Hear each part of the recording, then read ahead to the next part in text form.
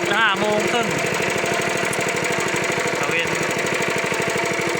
ไปรับปลาหน่อยนะ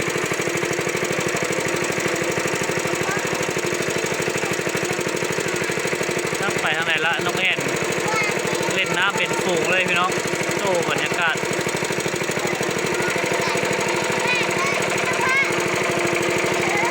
ว่าเอาเลยแม่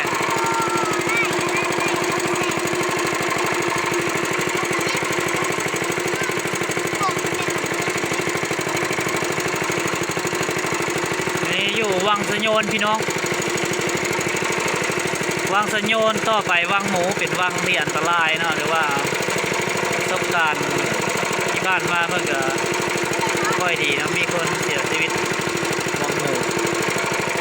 การเรือล่มจมน้ำซึ่งเราเดินทางมาแต่วังแก้มข้ามพี่น้องไปรับของปลามากับเรือหางเล็บน้อยไปแล้ว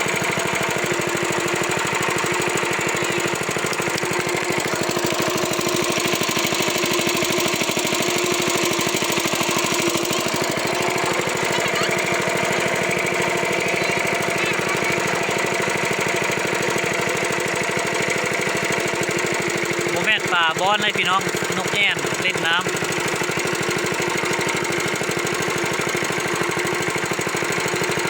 ตอนนี้เราก็อยู่ที่วังสะโยนพี่น้องเอาเป็นว่าตอนนี้กำลังขับเรือห่างอยู่ใกล้สิฮอดวังหมูแล้วก็ขออนุญาตปิดคลิปนำวังหมูนะพี่น้องเนาะฝากกดติดตามกดไลค์กดแชร์เด้อฝากอย่าลืมซับสไครต์แน่แล้วก็กดกระดิ่งเพื่อติดตามวิดีโอมันช่วงนี้ผมมีไม่ค่อยมีเวลาพี่น้องในเฮ็ดคลิปเป็นอย่างเนาะได้เอาบรรยากาศสดบ้านเฮานี่แหละให้เบิ่งนี่แหละยามแรงน้ำหินบูดอันนี้ก็สายน้ำหินบูดพี่น้องอยู่บ้านแก้วคำเนาะเมืองหินบูดของเราเนี่ยสายน้ำใต้เขื่อน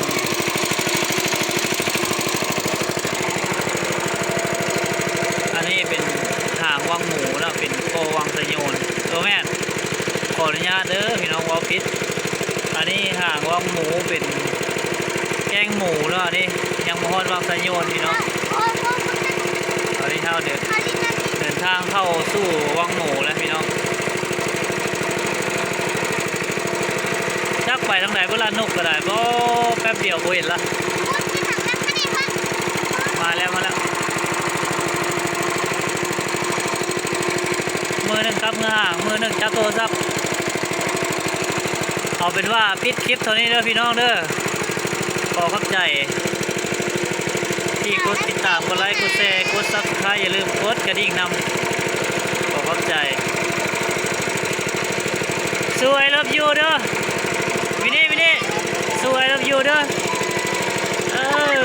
I love you